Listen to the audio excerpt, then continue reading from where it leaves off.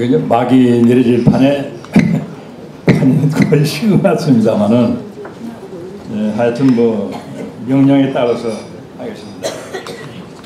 오늘 그 유인물에 나타난 바와 같이 강하도령님 얘기를 가지고 나왔어요. 왜 그러냐 하면은 우리나라의 대통령도 그렇습니다만 지금 거의가 지도자는 국민 투표에 의해서 이렇게 선출이 되지 않습니까?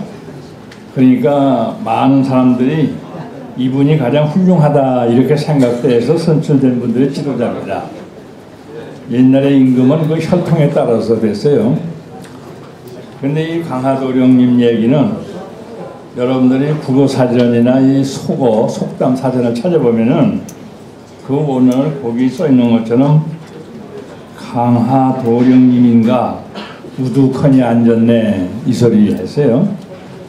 이게 뭐냐 하면은 사도세자 사건이 있은 후에 그 부모님이 강하로 구양을 갔었고, 구양을 간 부모님 따라서 농경 생활을 했던 이 농촌 청년이 바로 이 철종이었었어요.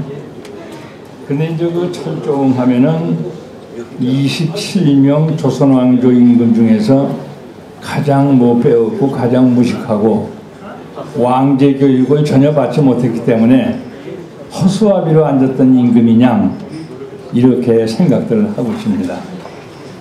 그런데 우리는 그렇지 않다는 것을 좀 알 필요가 있는데, 왜 그렇지 않다는 것을 설명하시냐면은 왕조실록을 보면은 왕조실록에 기록되어 있는 것이 전부가 45권인데 깨알같이 그 한자로 되어 있습니다.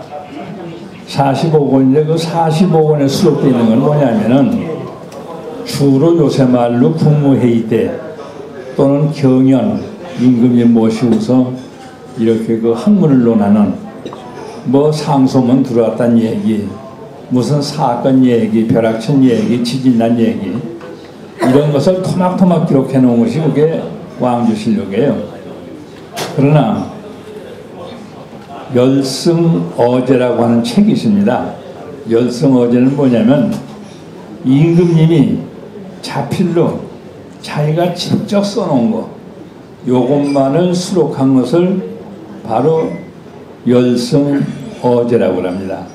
그건 진짜 그 지도자의 입장에서, 그러니까 임금된 입장에서 나는 이러한 생각을 가지고 임금 노릇하고 있다 하는 이와 같은 내용을 본인이 직접 쓴 것을 수록하는 것이 바로 그 책입니다.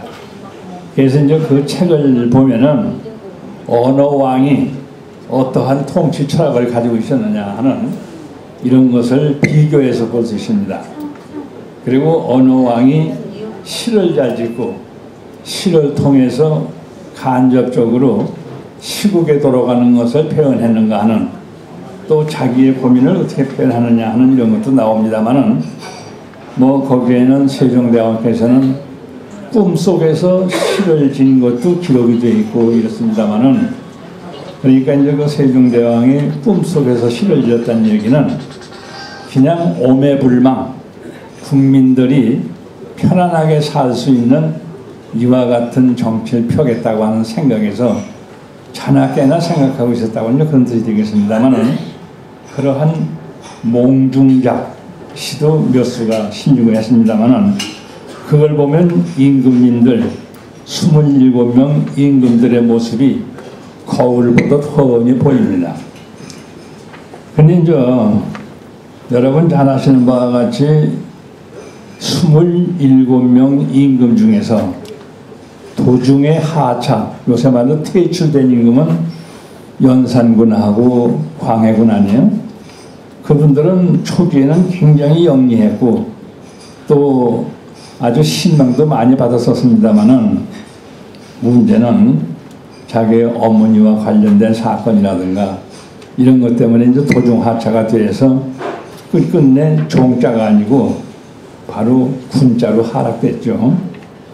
바로 노무현 대통령이 복귀가 돼서 그렇습니다만은, 만약에 그때 불신돼 가지고 하야돼서 못 들어갔으면 노 대통령이 아니고 노군 이렇게 돼야 맞죠. 옛날 표현을 빌린다고 한다면은. 근데 다시 이제 복이 됐으니까 그렇진 않습니다만은. 그러면 임금 27명 중에서 연산군하고 광해군이 불을 했다고 하지만은 27명의 임금 중에서 제일 무식하고 교육 못 받은 임금 하면 철종을 칩니다. 근데 철종이 과연 그랬는가? 저는 요새 그 대통령들에 대해서 아주 존경을 쓰지 않아요. 피의자에 대해서는 반드시 암흑의 시, 강도 7범 암흑의 시, 뭐 이렇게 시 붙이면서 뭐 박정희가, 이승만이가, 뭐 노태우가 뭐 이렇게 얘기하지. 그 시자도 안 붙여요. 근데 반드시 또 김정일이라고 하면 김정일 위원장이라고 붙입니다. 그게 왜 그런가? 그러면 우리가 그 철종 같은 분은 아마도 그냥 철종의 이름을 부르든지 왕이라고 이름 붙일 필요도 없을 정도가 아니었을까. 근데 제가 어제 기록, 그러니까 그 열승 어제 이렇게 살펴보니까 역대 대통령 중에 바로 철종만 한 그 자기의 정체성, 자기의 통치 철학을 분명히 가진 분이 과연 몇 분이나 될까 비교해 봤을 적에 그분을 당할 수 없다고 이렇게 생각이 되어집니다. 그리고 이제 또 하나 태자 중에는 뭐 도중에 바뀌기도 하고 했습니다만은 태자로서 아버지에 의해서 물론 거기에 그 중신들이 모략에 포함됐습니다만은 아버지에 의해서 뒤지에 갇혀가지고 죽은 태자는 사도세자 하나뿐이에요. 근데 27대 임금 중에서 사도세자처럼 조선 왕조가 존재하는데 그렇게 큰 기여를 한 사람은 사도세자 따라갈 사람이 없습니다.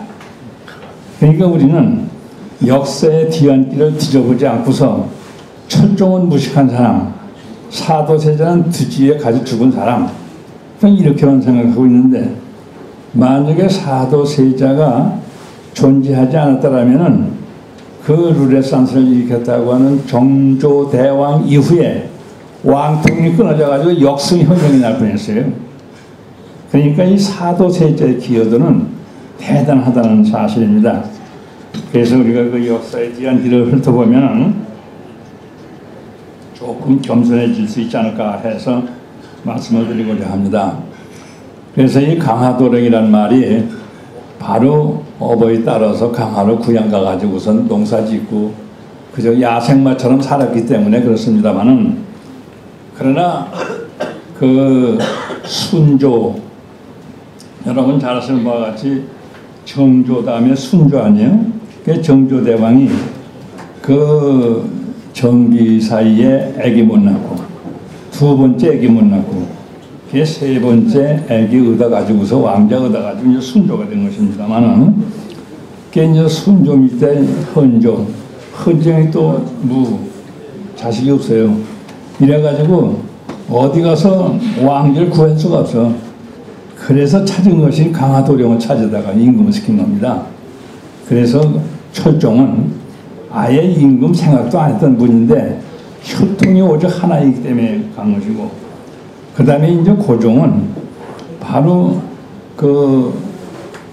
사도세자가 27에 뒤지에 갇혀서 죽었는데 그때까지 사도세자에겐 부인이 4명이 있었어요. 그래서 셋째 부인이 아들 셋을 두고 그 막내 아들이 또 아들 셋을 뒀는데 그 셋 중에 하나가 누구냐면 흥성대원군이에요. 그래 흥성대원군의 아들이 고종이야.